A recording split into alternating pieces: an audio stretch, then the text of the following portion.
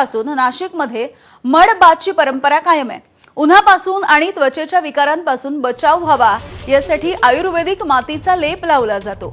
हनुमान जयंतीच्या नंतर येणाऱ्या रविवारी एकत्र येऊन नाशिककर या मड बाथमध्ये सहभागी होतात।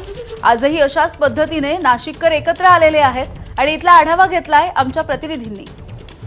नाशिकमध्ये दरवर्षीप्रमाणे हनुमान जयंतीच्या नंतरचा येणाऱ्या रविवारी अशा पद्धतीने मडबाथचं आयोजन केलं जातं। आपण जर बघितलं तर या ठिकाणी शेकडो नाशिककर अंगाला आयुर्वेदिक मातीचा लेप लावून या ठिकाणी आनंद घेताना पाहायला मिळतंय। आपण जर बघितलं तर माझ्यासोबत या ठिकाणी आयोजक आहे।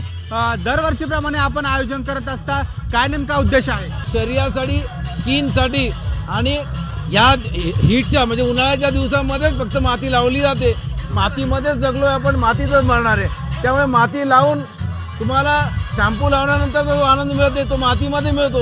याचे अनेक फायदे आहेत। गेली आम्ही अनेक वर्षापासून हा कार्यक्रम करतो। कुठून ही माती आणली जाते, कशा पद्धतीने हे सगळं मातीचं लेपन बनवलं जातं? हे आपण लास्ट 10-15 दिवसापासून आपण सगळी माती गोळा करत असतो आणि त्या माती गोळा करण्यामध्ये आमचे सगळे जे शेतकरी लोक आहेत त्यांच्या शेतातून कोणी वारुळाची माती, कोणी याची माती, सगळ्या 4-5 प्रकारच्या माती आपण गोळा करतो आणि ते 15 दिवस 10 दिवस त्याला कालवून त्याला एकदम सॉफ्ट करतो आणि ती माती आपण सगळ्यांना लावायला देतो। वर्षभर आम्ही या दिवसाची वाट बघत असतो।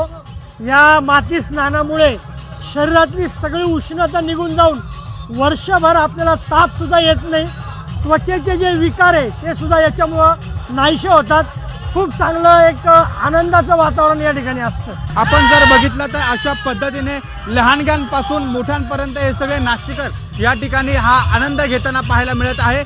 सकाळपासून अंगाला लेप लावून या ठिकाणी आता हे नाशिककर आंघोळ करणार आहे आणि मातीचा लेप लावून जो तो आनंद घेताना आपल्याला पाहायला मिळत आहे। कॅमेरामॅन वर मार्गदर्शक शुभम बोडके, एबीपी माझा, सांबार लेणी, नाशिक।